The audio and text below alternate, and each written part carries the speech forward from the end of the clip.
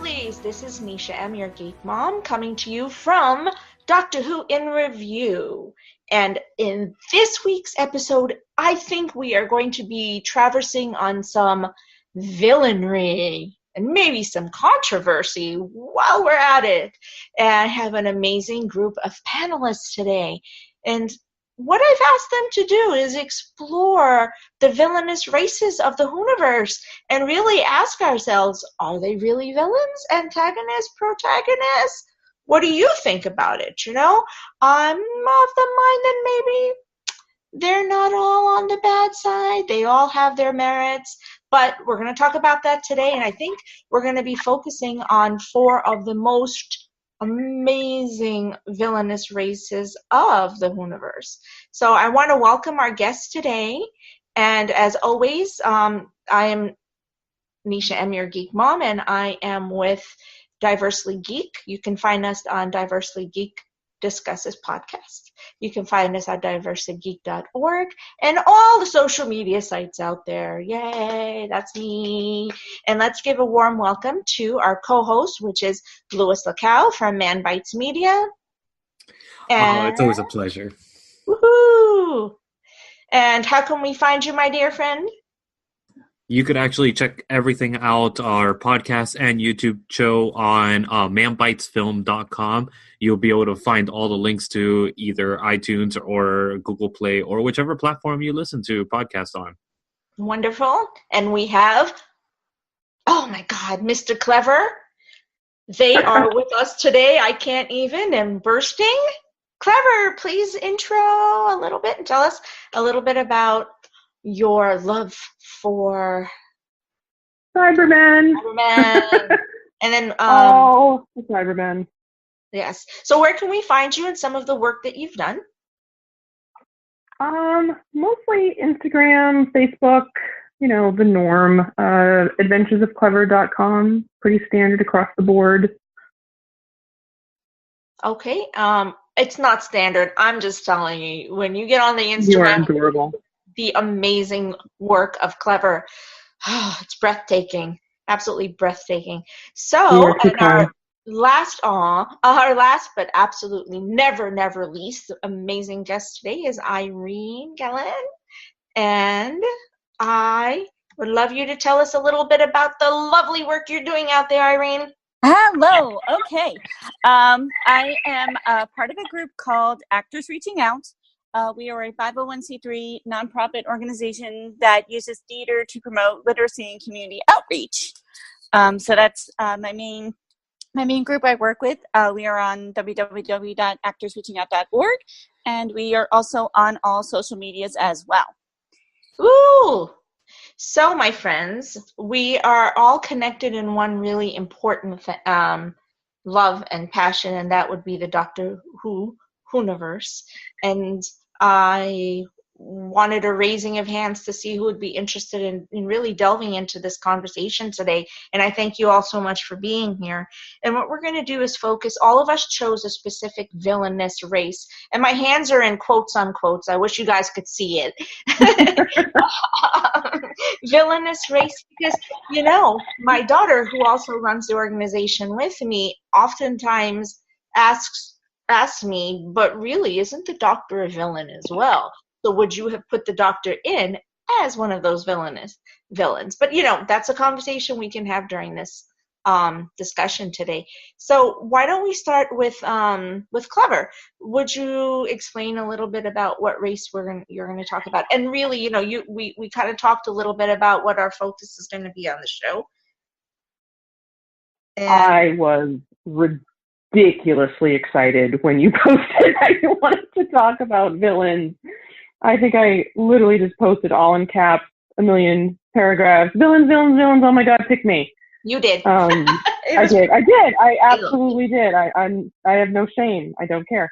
I absolutely adore the Cybermen. I thought they're my absolute favorite villains. And I'm actually doing the quotes now. Villains. It's my turn. Air quotes. Air quotes.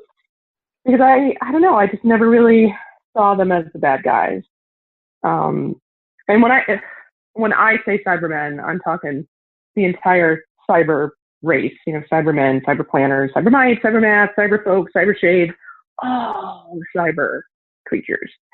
I just thought they were absolutely brilliant, and I love their backstory. I love Kit Pedler's and Jerry Davis's creation. I love what they were thinking when they made them, and I love how in tune they both were with their humanity and their own mortality and what the Cybermen meant to them when they created them. And I just think that's brilliant. That's amazing. The Cybermen, and it's so interesting that we're actually comfortable to keep calling them one gender. I've always felt the same as you. I felt that they're just this representation of humanity devoid of emotion, right? So do you want to maybe explain a little bit more about how one becomes a Cyberman? I think it really depends on what timeline, really. I mean, it's gone. I think what Jerry and Kit had intended in the very beginning has kind of stayed true. I mean, I would think more so through Classic Who. I think New Who has kind of taken it in very different directions. I think how people have been converted has changed a little bit, like the actual conversion process has changed. I mean, let's be honest, my absolute favorite Doctor Who episode of all time is Nightmare in Silver. It's not really that big of a surprise. Right. I mean, oh my God, what a surprise. I absolutely adored Neil's concept of the Cybermites. I thought that was absolutely brilliant, that these little cyber creatures can crawl inside your body and just poof, conversion. Because I think that's exactly what cyberfolk, I always tend to call them cyberfolk because I do like the idea of it not being gendered. I think that's what a race like that would do, because they are always upgrading themselves. They are always looking to the new technology. I mean, we do that as humans. So you have this brilliant, fantastic, intelligent, beyond anything we can comprehend race. The idea that they would continue with the same type of conversion for years and years and years, just, I don't think that would happen. I think they would always look for something new and more efficient. So for me, when I saw, these little adorable little creatures, I just think they're the cutest freaking things. That just makes me clever. I think they are the cutest things ever. I have a Cybermite tattoo. Like, I'm just like, they're so cute. I just think that makes sense to me.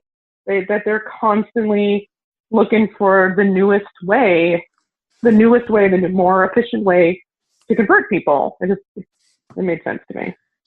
I think that's fascinating how you could actually put so many different fears into this one race of beings, because they could represent millions of different things for different people that have a phobia to certain things. Like, say you're born into a very turbulent time, and the main turbulence is caused by religion. You could mix in immediately the Cybermen into religion, being indoctrinated into this one mass collectiveness. You could actually associate them with communism. You could associate them with so many different things and make that your fear, which is fascinating in all the creatures of Doctor Who, because that's what Doctor Who does. It doesn't just give you one fear. It gives you millions of different fears that everybody could relate to, and that's why it makes these creatures so scary. Yeah, I like the idea of the Cybermen being human but without emotion. So me and my roommate had a discussion about this of, if someone was soulless, how would they react? Because you're still alive, you're still doing things, but you don't have that ability to think about right or wrong, which can be a good thing or a bad thing, because it'll get rid of a lot of your fears and anxieties. But if you have a goal on something, there could potentially be a lot of collateral damage in the meantime. You know what I mean? There was a really great panel that I did at one of the last LI Who's, and it was because it was the year of the 50th anniversary of the Cybermen.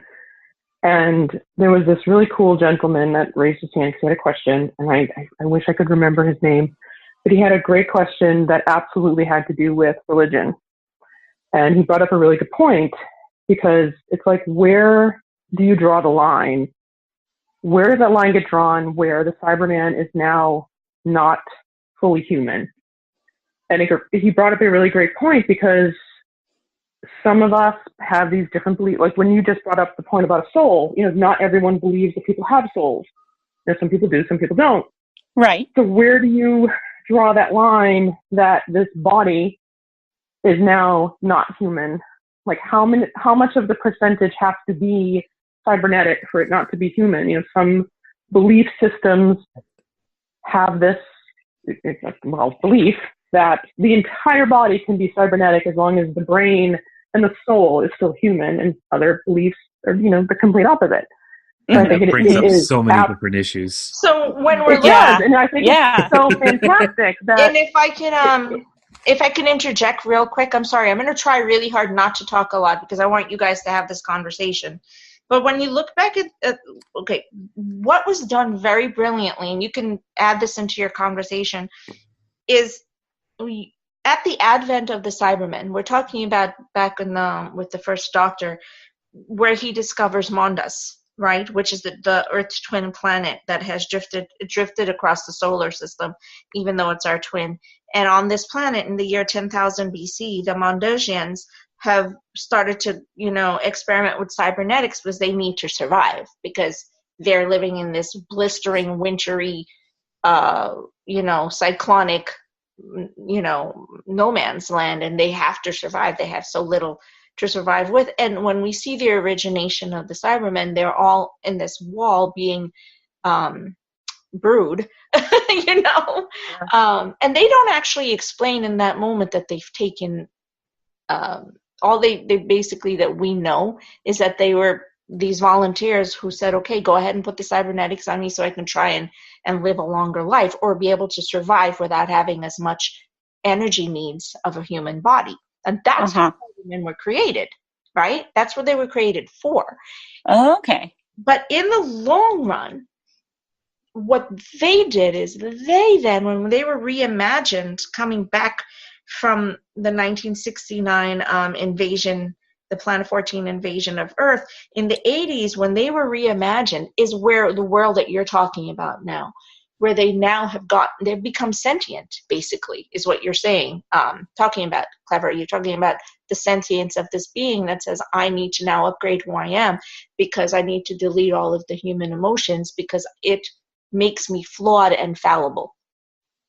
And that's where the reimagined world of that you're referencing in. So it's so amazing. Like if you think about that. Also, the advent of the Cybermen are 10,000 years in the future, but they work backwards in time and then go back forward in time to advance who they are or their abilities or their technological, prowess. So I hope you followed what I said. I did. It's a crazy loop, I know. So from that being said, we could really surmise, are they a product of their creation? Clever. Weren't they created to upgrade? Aren't they just doing what they were supposed to? I mean, I've never seen them as the bad guys, but that's just me. I mean, come on. Mr. Clever is my absolute favorite character ever. I'm never going to say that they're the bad guys. But that's, I don't know. To me, they're doing what they were meant to do. And if you think about it, they're trying to make life better in the best way that they think possible by making one collective mind, by allowing them to take away all these fears, these things that stop them. Yeah. And the thing you forget, almost like. Go ahead. Well, I was going to say, and the thing with the villains is they always think they're doing the right thing, looking from their perspective. Yep. So that always puts a different spin on it when you think of it the opposite way. I think the thing too with the Cybermen is that it's almost like they've forgotten their way. You have these people, these creatures that, initially were just trying to survive. And then how many, decades, how many years, how many centuries have gone by, and they're just still trying to, air quotes, survive, but maybe have just forgotten where they came from, kind of thing. I mean, you could always even look at it that way if you had to. I don't think that they are even self-aware enough all the time to realize that they've kind of just become what they've become. That's almost like sometimes I swear that, it's almost like they're just on autopilot.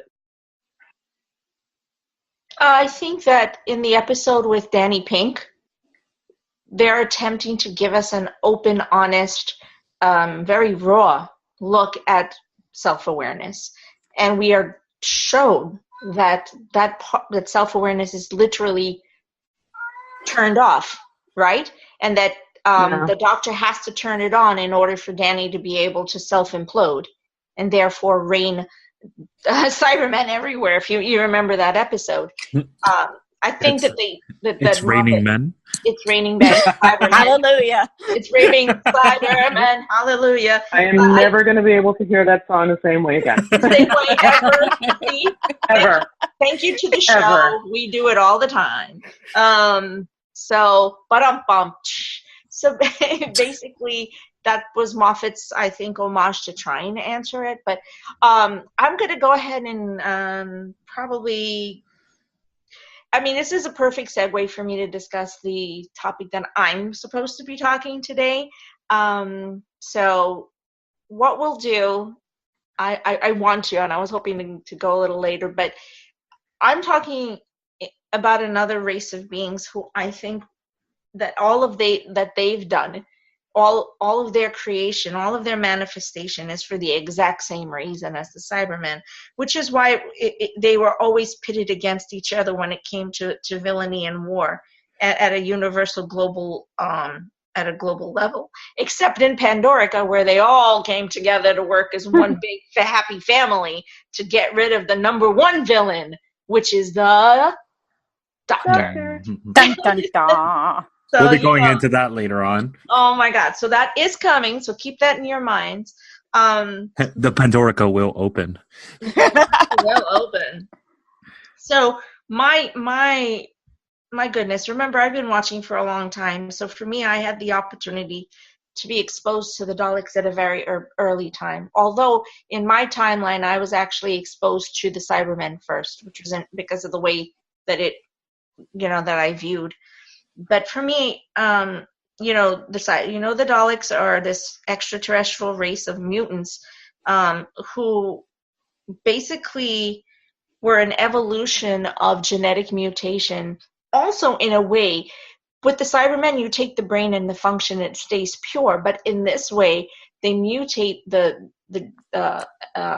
DNA in order to create this being that they then implant into a tin can with a plunger. That's what I said. And it's true. It's true. That's what it was. And then basically it was something that had happened following a very short but really terrible nuclear war between the races that lasted over 500 years, or the Daleks, or the Thals, because that were their names at the time, were horribly mutated, and the forefathers of the Daleks retired into the city. And they had been,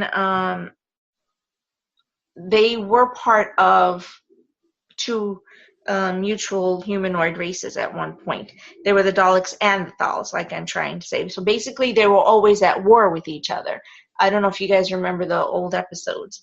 And oh, yes. Do you remember that? Brilliant. Oh my God. Yes. And one race had really devolved and was extremely very the scenes with in the forest and everything had yes.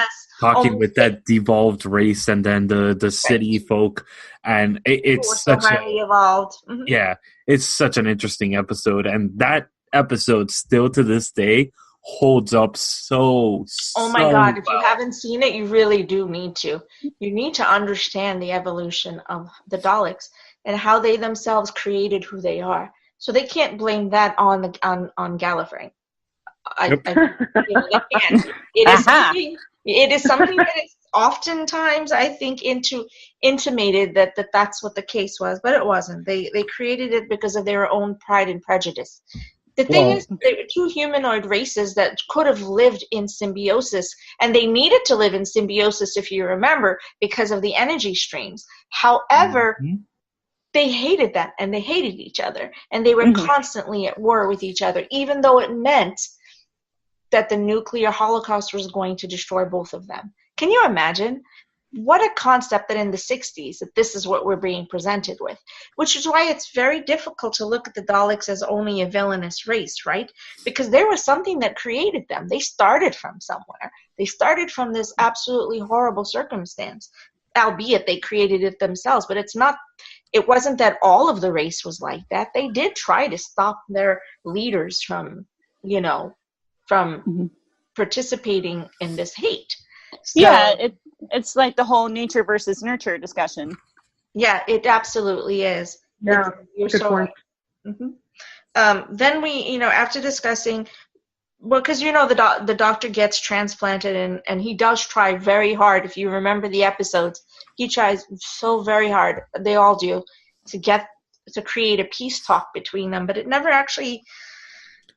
It kind of falls apart, and it just falls apart. The episode itself falls apart. So yeah, it does. It starts out really beautifully, but then it really doesn't. I think it doesn't bring closure.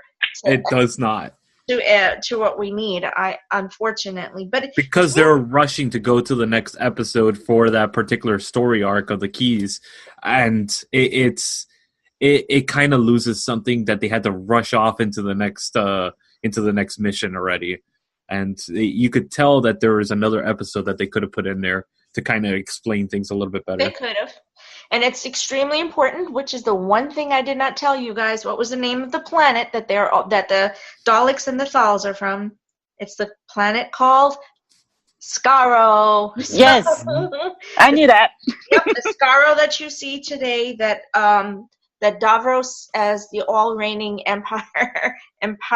imperial master, that it evolves from basically this nuclear holocaust that came from the fact that neither one of them could allow another race to exist. It was a pure case of xenophobia. Isn't that crazy? That is interesting. Yep, it's a case of xenophobia. That is what it was. The Daleks were just at that level of elitism. I think even more so than the Gallifreyans were. So just, I wanted, to really start out by looking at the Daleks from the fact that there was a human element to them, a humanoid element to them at some point. But they were the makers of their own downfall in the long run. And that Skaro, the way that we see it and that we continue to see it, thankfully, and that it's brought back to us during the time of 12, we're able to see that full de-evolution, where one of the things that's touched me the most, there's a lot I could talk about when it comes to the Daleks. The fact that they were the race that pretty much saved the Doctorwho when it first existed. It was such a stretch and going out on a limb for Verity Lambert to make a decision to bring in this particular villain, one that nobody could have ever imagined. Literally a big, huge tin can, with all these little balls stuck on it with plungers, and who in the heck would ever think that would be scary? But when you look at it, the way that the character of the Daleks and the personality of the Daleks were brought to us, they were brought to us with so much intrigue and enigma and so creepy. Yeah. So super creepy in the beginning that you're like, oh my God, I want to know about them. I want to understand about them. And that's what the audience bought into. And years and years and years later, the audience kept buying into the creepiness, the pure evil genius of Davros. And that's how you make a villain, man. That's how you make a villain. You do one who gets under your skin. Oh, dude, I totally got duped in the episode with the 12th Doctor. It's like, oh, he's turning around. Nope, that's not it. I was like, Yeah. no. I love, personally, my greatest thing of villains is the mastermind villain. I love a villain where it's playing that chess. It's that Lex Luthor of what do you call it, Doctor Who, the one that plays the long game, the one that plans everything out subtly and makes these intricate traps, these overly elaborate traps to ensnare the Doctor. And Davros is just the ultimate. Oh, he is good. He is really good. So good. I mean, come on, man. I mean, just from the manipulation to regenerate the timelines and everything. Thank you. Exactly. So interesting. Mm-hmm. But I really do give it up to the showrunners and the writers and give them their druthers for having looked back at the timeline, no pun intended, of Doctor Who to create a continuity of context and visual imagery, because they've done that. We were able to see that. And that is what I absolutely love about that, about the fact that we have this villainous race who through their own faults created their villainy, and then only create more villainy because they're very evil beings, because they're very self-absorbed, very self-possessed, very self-focused collective mind. And it's all based on the fact that Davros wants to survive. And even though there were factions that broke off and they went out there and created their own horrendous warfare throughout the universe, it's the Cult of Skaro. It's the Cult of Skaro. Always, yes, the Cult of Skaro. And think about that. The Cult of Skaro is one of the first things that we're introduced to in the New Who. And how enigmatic is that? But put that all aside and take all of that and put it to one side and think about 3 things in 3 episodes. They reach out. The Daleks are perched on the edge of destruction. Remember? And who do they reach out to save them? They reach out to the only being that they know that has the ability to destroy them, who they surmise has the ability to save them. And it happens more than one time, correct? And that's the Doctor. So they reach back out to the Doctor because, there's a connection. If you can save us, then we can become better beings.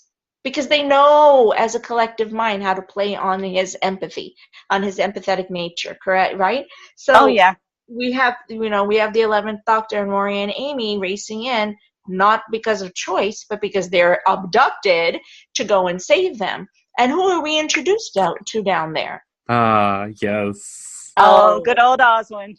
Yep, Oswin, who then teaches us that there can still be a soul attached. There can still be a being within that there's sentience to these Daleks, that even though they're massively, and they have through generations been mutated beyond anything from the origination, that there's still possibilities of them to be able to be good, to find goodness, even though that they're genetically mastered to not feel goodness. They're mastered to feel exactly the opposite of what goodness is.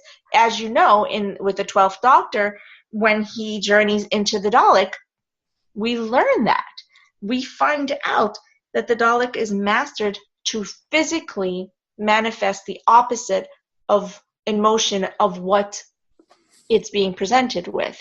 So to survive means kill. Love means hate. Isn't that incredible?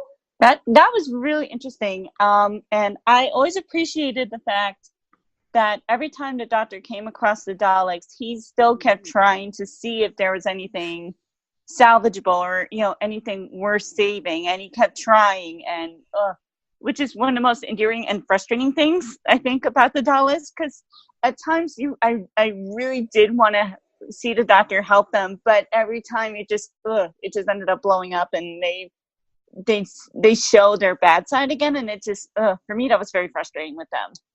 I think the biggest fascination with the Daleks for me is the fact that they came from this kamikaze of nuclear fallout, and that they were the epitome of our fears back in the 60s and 70s and 80s, even with the Cold War. And this was the epitome of what the US and the USSR could have been. This was the brink of humanity. This was the cusp of humanity, where we could have gone if we went down the path of war. We could have turned into the Daleks. We could be that race if we would have gone that way. And that's exactly what happened when they brought with the second reimagining in the 70s. They were physically focusing on the attrition of biological and chemical weapons, and what are the possibilities of that fallout. So, and also what was so interesting as well is that at this point, we also started to have, I'm just going to go back to Davros real quickly. We have this war-beaten, crippled chief scientist and evil genius Davros, who now all of a sudden becomes this master evil being, genius being, who now becomes the mastermind for all of the Dalek race and deems mutations from the fallout irreversible. And instead of giving any more time or energy into trying to undo those mutations, he decides that he's going to experiment on living cells and treating them with chemicals and even more chemicals, and then even more acceleration of the mutation. And then eventually to the point at which the new form, which is a Dalek form, is the only form that can survive. So think about that. Davros, again, while the Dalek and the Thalo races created their own destruction, Davros then takes that and creates the Daleks the way that we know them till today. And he had the opportunity was there to undo it, but yet he didn't, because he said no more. I just want to create a master race, and so you all have to go along with me. Whoa, that's mind-blowing to me. And I think that goes back to a lot of psychological stuff that people go through. Imagine a person, like, say, put yourself in the mind of, say, like a character like Hitler that did do this kind of thing, that committed these mass genocides and did all these horrendous things. But why did he do it? That's the core thing that you want to ask yourself about any villain, because that is where you get the root of the cause of this villain. That's right. Mm-hmm. That's right. Exactly. And we definitely want to explore this trauma. It's the trauma. Absolutely. It's the trauma. It's all of it. Oh my God, so good, so good. Because it always makes you curious about what happened in this person's past in their life that started them down that path that made all those terrible choices. And if something could have been changed, would that have made a difference, or would that end up happening anyway? Which is always an interesting question. Don't we get that exploration manifested when in 12? Oh yeah. Mm-hmm. Absolutely. Yeah, doesn't he meet Davros? Yeah. Mm-hmm. Because we needed to know. So, and everyone needed to know. I think it's such a beautiful homage to the race itself, but to the manifest being of Davros as evil villainry, but as also a representation of mental illness. That they go in and that they give the doctor the opportunity to be able to help, to reach out to him, and can we turn you around? In The Magician's Apprentice, and in his mind, all the Doctor has ever hoped from the moment of the first Doctor to Tom Baker, to whenever they had the opportunity to literally destroy this race, they did not do it. And up until this moment, the Doctor has the opportunity, and he goes backwards, and he realizes there's no way to turn this child around. There's no way. Isn't that heartbreaking? Mm-hmm. And the ultimate decision that he has to make is to do I leave this child to die? Or do I not leave this child to die? I love that scene. That episode in particular. That is killed one of the me. most powerful episodes. I mean, what would we have done? Let me leave you with that one. What would we have done? You know, I'm such an optimistic person. I tend to believe in the good in people, so I probably would have done the same thing the doctor did. I still would have saved that kid. And you know, that's something I would. If it worked out, yay. If it didn't, you know, I still made my choice. But yeah, I don't know. It's a hard one. I know. Dilemmas. It is a huge dilemma. So, okay, we could go on forever on this subject, just like Cybermen. I wouldn't have. Love to go ahead and let Irene introduce her to her villainous race, and we're going to just sit back and listen. Okay. So this is one of the few Doctor Who villains I first came across when I started getting into it that really scared the heck out of me. And that is the Weeping Angels. With them, just the fact that they will move so quickly and you literally have to keep your eyes on them at all times is so terrifying, at least for me. Especially in the episode Blink, when you see them all coming from other directions in like a strobe light effect. And it was just, that really freaked me out. Because they're one of those villains where, to me, they were truly terrifying. But again, you start thinking about where they came from and their history. And it kind of makes you think about it, because the Doctor describes them as the only psychopaths in the universe to kill you nicely. Because they do, which I thought was very ironic, because they do, use people to feed on the time paradoxes to feed themselves and get them energy. But what the effect they have on that person is they'll send them back in time, and that person will end up still having to live a full life in the past, potentially. So what exactly is it's like, what's the problem? I'm like, ugh. So when that was pointed out to me, I'm like, oh, okay. But they're still scary with the faces and just, ugh. I love the aspect of they're the epitome of like a jump scare creature, because exactly they literally pop right into your face. And for me, those are the worst for me. Like, those affect me the most as the jump scare moment. So,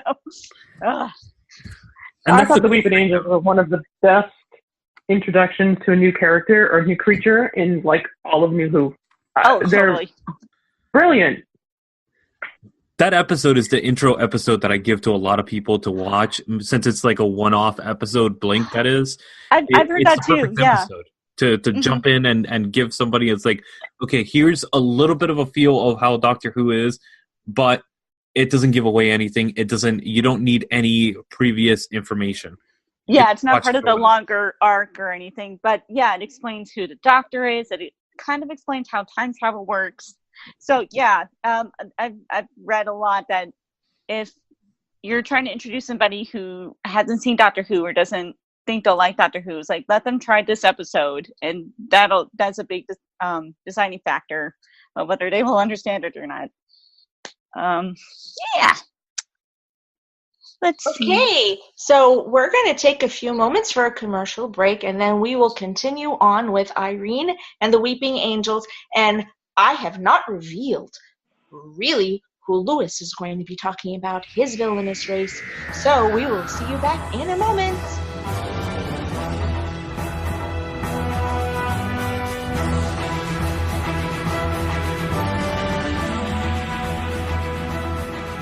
Okay, and we are back. Oh my God. So let's keep going with that conversation, because I cannot wait to hear more. The psyche behind the Weeping Angels. So this is Doctor Who in Review, and we are continuing our conversation on the villainous races of the Whoniverse. Or are they really villains? Okay, keep going. Oh gosh. But yeah, like we were talking about, I think for me, what made the Weeping Angels so scary was the whole jump scare aspect. Like, you could literally turn around and they're right there in your face. And they weren't there 2 seconds ago, or they were 50 feet away, and all of a sudden, boom, they're right there. Just, I was like, how can they move so quickly? But I also thought it was interesting how they can be defeated, because it also seems simple, surprisingly simple at the same time. If you get 2 angels to look at each other, they can't move, and so they're locked in that until something forces them apart, which I thought was interesting, because it seems so logical and yet weird at the same time. And I'm amazed that they never tried this, but I could have sworn that all they need to do is just put a mirror in front of the other angel, and you're good. That's right. It. There's no way that they could turn. That's it. They're not going to do anything. But you just got to make sure the angel's face is open and not covered, which is why they cover their faces. Maybe it always occurred to me that all they had to do was take a mirror off of a wall, or take out a thing mirror from like a compact or something, and hold it up. Be like, "What I am," and they moved away, and that would be it. You're right. That would be the whoop. But I think that maybe the writers never wanted us to figure that out. They didn't put mirrors anywhere. I don't know. What? I don't remember clearly their backstory. I mean, I vaguely remember their backstory, but correct me if I'm wrong, but I think these are one of the few creatures that might actually be villains. I don't remember. I mean, technically all they're doing is just feeding off, so technically they're not killing anybody, and the only thing that they're doing is surviving. So yeah. I don't know if you consider that a villain. Yeah, I don't remember what their purpose was. Well, I mean, it's like mosquitoes. They just survive. They just suck their blood so they can live. You know, it's all good. I mean, aside from being fantastic and brilliant in theory, I mean, I love them. I'm just curious. I don't remember what they were there for. They actually have a backstory. So they do. I just don't remember it. I'm actually getting that for you. I know they're one of the ancient races that original races. That's correct. So they are one of the ancient original races. So just like you said, sorry, I'm trying to pull it up while we're talking. I know. Didn't mean to quiz you. I apologize. No, perfect. I had it. I'm so sorry. My thing went off. The Weeping Angels were an extremely powerful species of quantum lock humanoids. Sufficient observation changes the thing being observed. So that's what quantum lock means in their particular case. So called because their unique nature necessitated that they often cover their faces with their hands to prevent trapping each other in a petrified form for eternity by looking at one another. With an angel, says, "Oh, is it okay?" I'm trying to read one other part of it. So, what came first, the statues or the angels? Well, they live off of time energy. I'm actually pretty sure that they were cursed to live in this way. I'm just trying to see if I can find the history. It's a little bit hard to find it. Well, I think it's interesting. I'm also reading as I go along. They're rarely physically kill a victim, because that wastes the time potential energies that they want in the first place. But if one of them needs to communicate with another person, they will select their victim and they will snap their neck and, by all accounts, steal their voice to use that to communicate. So that's like that's the only time they're potentially vicious per se. And that's a rare occasion. Yeah. Oh, yeah, and anything with the image of an angel actually gained that the power of the angel also, right? Which was what the Byzantium was episodes were about. Yep. They could be trapped in a CCTV system. They could be trapped in anything. According to the Time Lords, the Weeping Angels evolved at the dawn of time. From the original races. However, the Weeping Angels also had a mythological status in the Time Lord society, with the fourth Doctor being skeptical of their existence. When asteroids formed together to create the planet Earth, 3 Weeping Angels were trapped inside the planet. and some of them say that the angels may have originated from a plague from seen on the planet Gahana. So during the Renaissance, the three angels who were trapped on Earth as it formed were discovered inside marble blocks. Believing it was a miracle, a group of priests and believers formed the Order of the Three Angels and commissioned Michelangelo to release the angel. They were defeated by the Fifth Doctor and locked under the catacombs of the Sistine Chapel. You guys remember those episodes. So basically, they're just considered to be one of the original races. I know that there's not enough lore to really give us a better history. I wish there was. We need to find out. Yeah. Let's go study. I could tell you all about all of their episodes. Well, and it's funny because when we were talking about the Cybermen and talking about the Daleks, how they have a lack of emotion. It's the same with the Weeping Angels. Like the only really thing they feel is they're just hungry. Like that's the only thing they're focusing on. It's like, I need this energy because I need food to live. So that's their drive, almost like zombies in a way. I mean, that's just a basic urge is what they're focusing on, and that's what drives them for everything. Brains. Brains. Well, there is, by the way, a story, a Doctor Who Adventures comic story published in 2012 called The Dawn of Time. It's a comic book store where we can actually get that history. So I do definitely recommend we go back and read that. For sure. And also that Big Finish series with the Fifth Doctor. With the Fifth Doctor, correct. That is fantastic. And where he defeats them. So good. those are the two where I think we're going to get a better history. Also, I want to, if you remember in the episodes with 10, where he's goodness, I'm so sorry, where he's battling the master with Will. Mm-hmm. I can't think of it right this very moment. It's just like the name went out of my head. Where he has to go into that little chamber, where he goes into the chamber and Wilf goes into the other one. But yes, I'm sorry, my brain. And you know that the master is able to manifest the Gallifreyans, right? Yep. The Time Lords. And what happens? Remember the three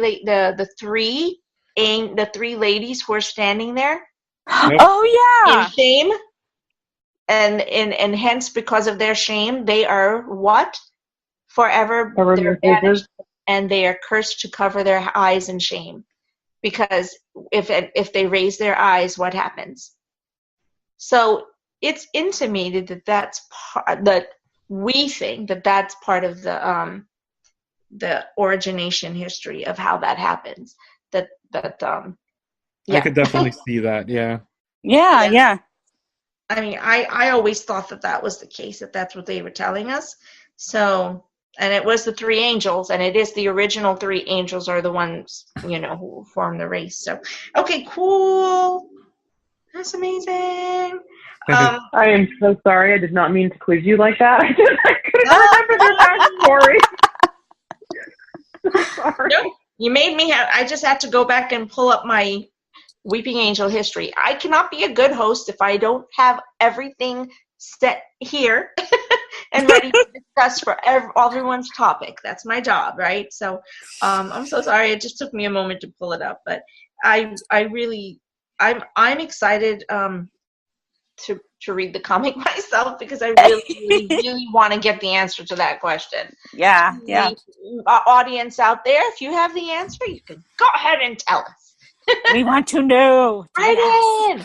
No, but I've literally always just put it as canon that in that moment when the three I think so too. Yeah, that's what happened in that moment because they were banished in that moment. So and they were cursed to cover their eyes in shame. So I just went with that's that makes sense. What the historic precedence was set at that moment. So what a shame though. Because they were not bad beings. Okay, so we are now going to round out the last of our villainous races with the race from Louis Lacau. Go ahead.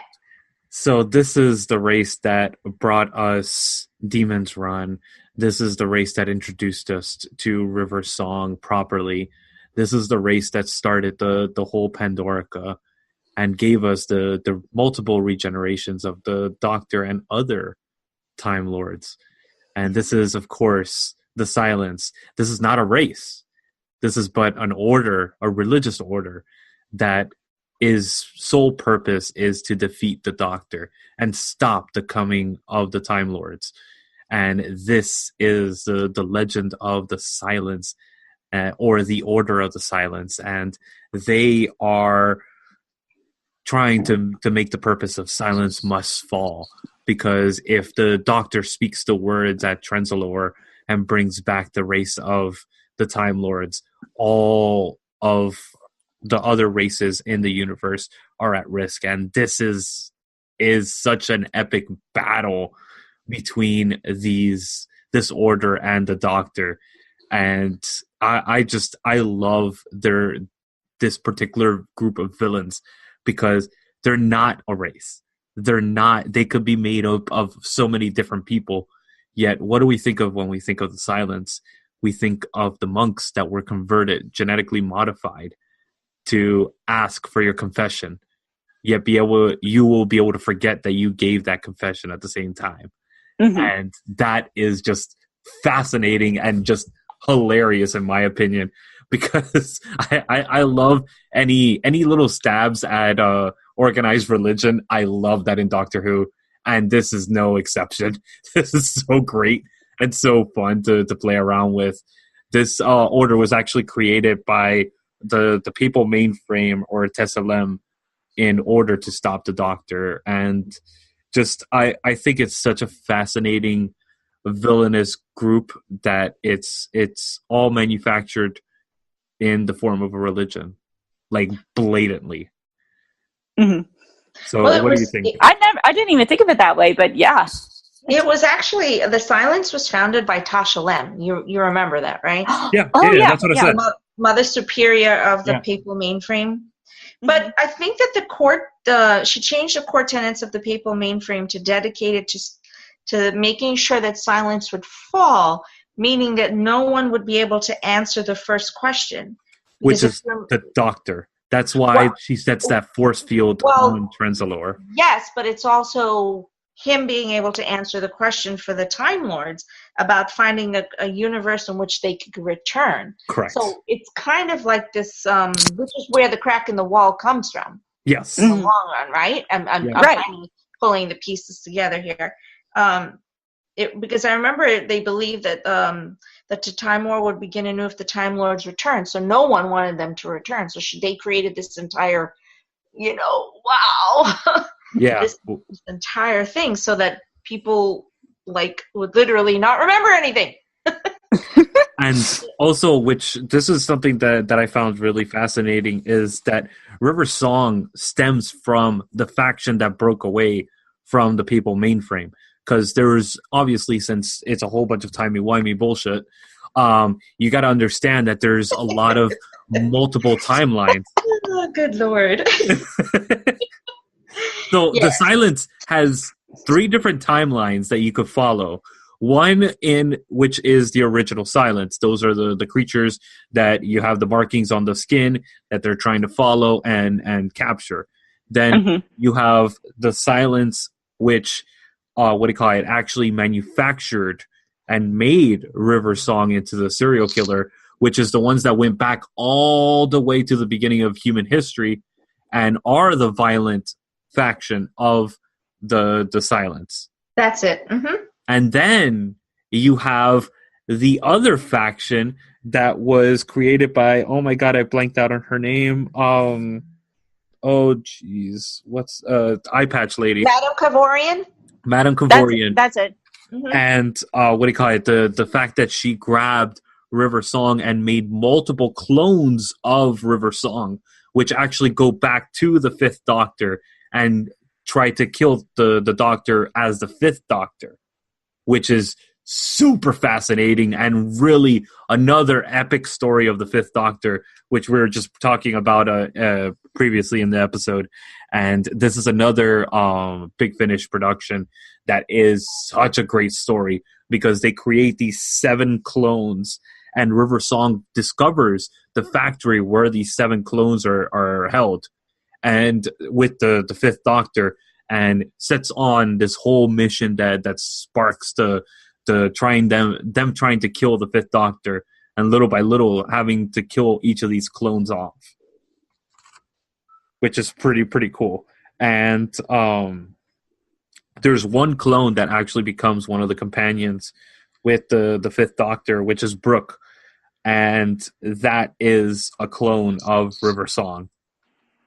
And it's so fascinating. I just like the aspect of that this sets off pretty much one of the most epic, like, WTF moments in Doctor Who, with the reveal of River Song and Good Man Goes to War.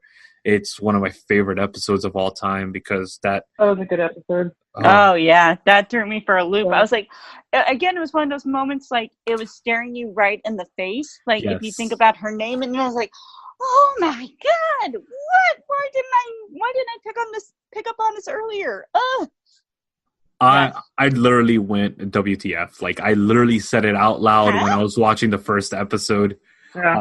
When they originally premiered this episode, they had it at a bar that we put it on there, and it was literally one of those moments that I just stood up and I was like, what the, and what, when, what? It was just great, and it just, I've watched that episode so many times, and it still leaves me in awe every time. It's so great, and the Silence is just the perfect antagonist that brings out all these different things, and it's such a great story that Moffat put together. They kind of work in a way that's so interesting, and I love the fact that a villain that you can't really fight these villains because you forget them by the time you turn around. I have short-term memory loss all the time, so maybe that explains a lot in my life. Yeah, that was always the craziest thing when we were looking at these episodes. You're like, oh my god, is that really happening to us now? And the deja vu and the yeah. Didn't we talk about this before? What? When? Yeah. We did. Actually, the whole entire story of the Silence is extremely complex. A very, very strong web. If you really look at it, because in the long run, even in the creation of the Silence, it created predestiny for the Doctor to be able to speak his name because without all of the preparation they did, and all this prevention, all these things that Madame Kavorian did to try to prevent the Doctor from speaking his name and reaching Trenzalore in the first place, none of it would have happened. He wouldn't have go. And I'm like, you kind of made it happen because you kind of pushed him to go, because the Doctor has. Or did she? Because remember, there's multiple timelines. There's multiple timelines, but for God's sakes, man, the Doctor is always going to go chase. He's going to chase down, CSI style, anything that makes him go, Any question that's left undotted, the Doctor's going to chase. He's got to pick at it. He's got to pick at it. He's exactly that. He's that mind, that inquiring mind. So you fed the Doctor's inquiry contagiously by creating scenarios where the Doctor had to keep searching for the answer to something. Yep. So of course it was going to happen because you made it happen in the long run. Only got yourself to blame for that. Yeah. And this also starts off with the Pandorica. It starts off with the cracks in the wall. It brings up, it's literally the beginning of the Moffat era, and then it encapsulates the 12th Doctor, honestly. I call the 12th Doctor because that's proper 12th Doctor, I think. I think that it was really interesting. If you're looking back at, remember when the Doctor asked the crew of the Tesseract to disguise their ship as him and take it Yeah. away? Remember Yeah. that? Yeah. And how the Silence was tricked by that, so they thought that they actually killed, quote unquote, the Doctor, and so that because they had to kill him in a fixed point in time, right? Yep. Right. Very specifically. In order for it to take effect, and in order to heal the crack and stop everything from happening. So, which that's another fascinating thing is that when River Song refuses to kill the Doctor and creates that other timeline in which all time is stuck in one spot, where we get the pterodactyls, that we get Winston Churchill, we get everything mishmashed together. Time is broken. It's just an unbelievable. Impossible Astronaut and Day to the Moon were two so good. Absolutely just amazing episodes. And I thought the introduction to the Silence and their story arc were just brilliant. Epic. Mm-hmm. It's epic. It's absolutely epic. It's something it's probably the best season in TV history, in my opinion. Oh, yeah. And for me, it was so good. Ridiculous. It was ridiculously well done. It was just mind-boggling. It was for me, it was a satisfying moment with that arc when Amy took out Madame Kavorian. I was like, oh, yes. And then the wedding at the top of the pyramids. Oh my god. Yeah. Oh, so sweet. Oh, that was beautiful. I mean, I'm 11's my favorite Doctor, and River Song is my second favorite Doctor Who character. And I just that entire. I always count Matt as 11. He's my absolute favorite Doctor, and River Song is she's just an amazing character, and Alex is a goddess as far as I'm concerned. Yeah, absolutely. 100%. Such an amazing storyline. Yep. And I just thought the Silence was such an interesting, quote unquote villain. It was just a great creature, a great race, a great whatever you choose to call them. It was brilliant. Yeah, this order is just it sets off a lot. It sets off my favorite season of Doctor Who. It sets off a lot of things that I just completely love, which is the Pandorica. It creates this absolutely these creatures that you can't see, you can't understand, because you can't encapsulate the memory of that one person ever. And you know what that always made me think. Sorry, Louis, I just have to, because I'll forget it if I don't. But it always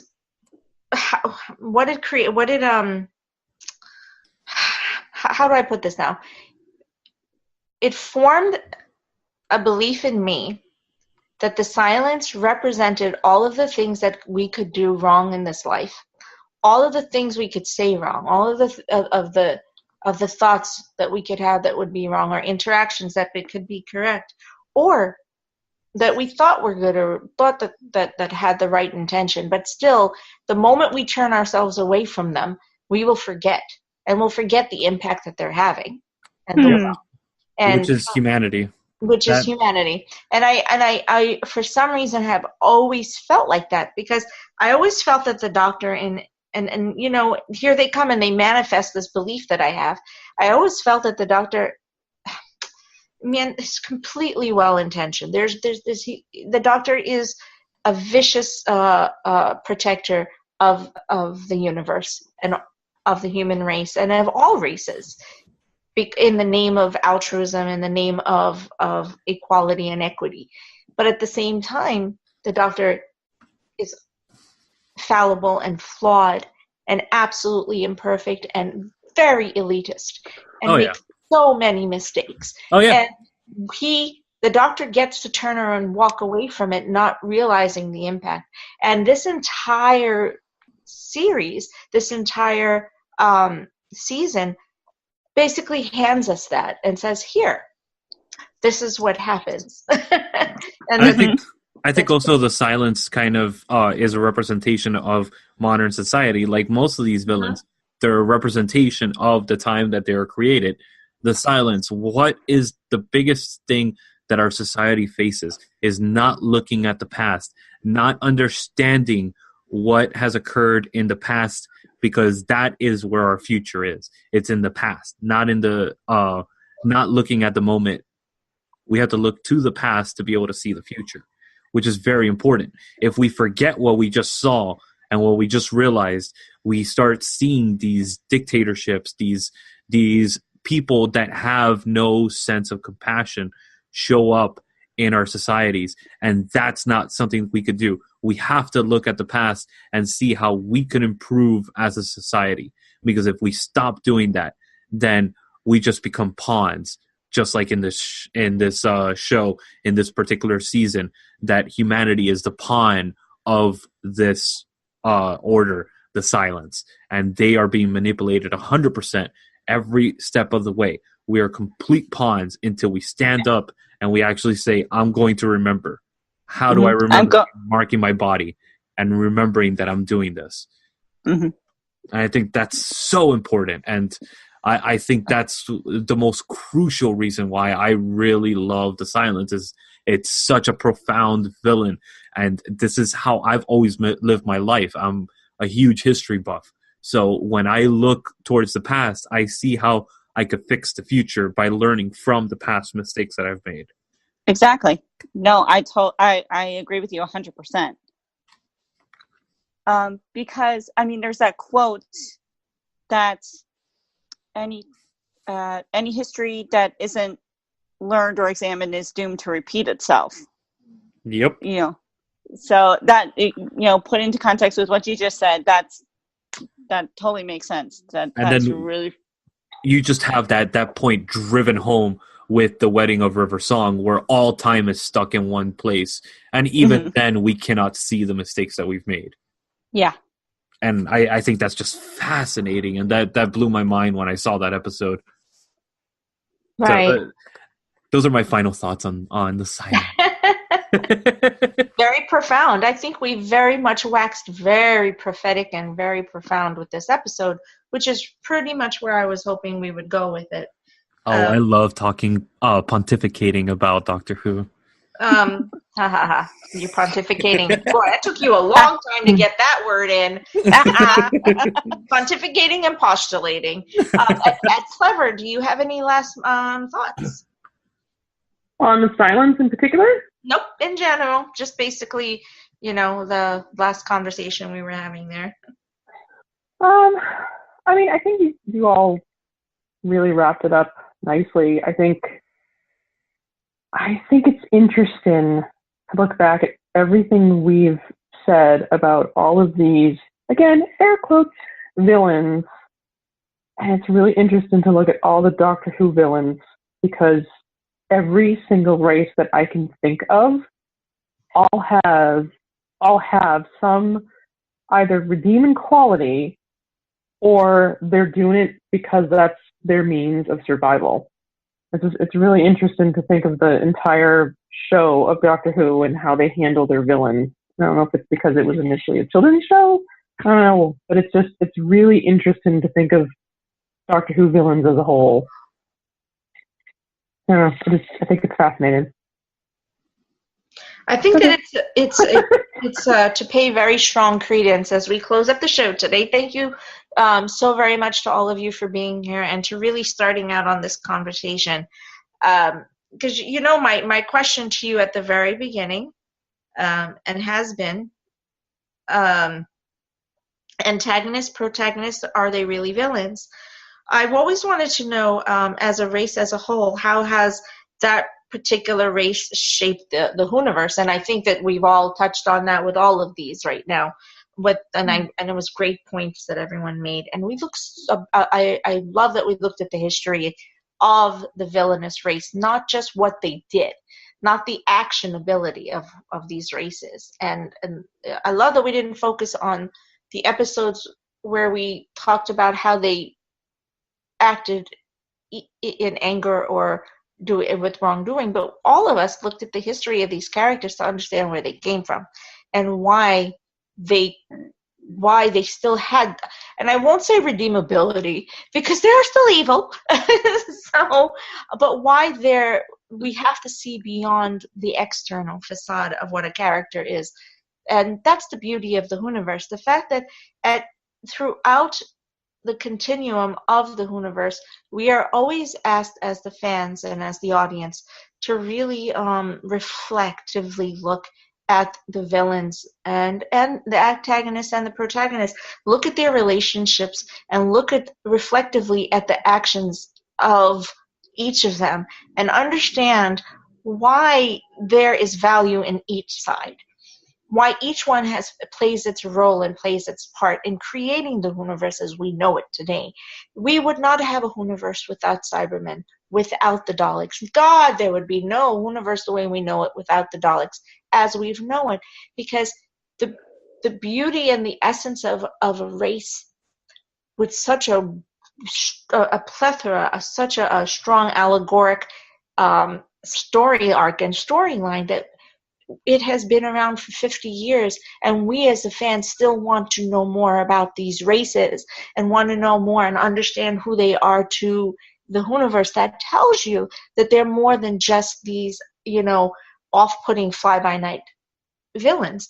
They are reflections of humanity. They're reflections of our interaction with what we consider to be good or what we consider to be bad, or what is a gray line, what do we consider to be the gray space in between.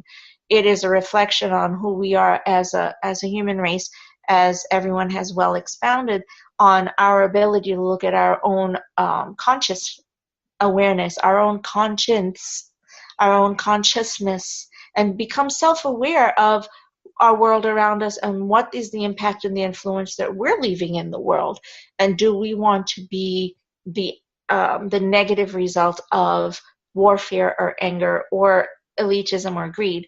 These are the things that we get when we look at the villainous, air quote, races of the Whoniverse.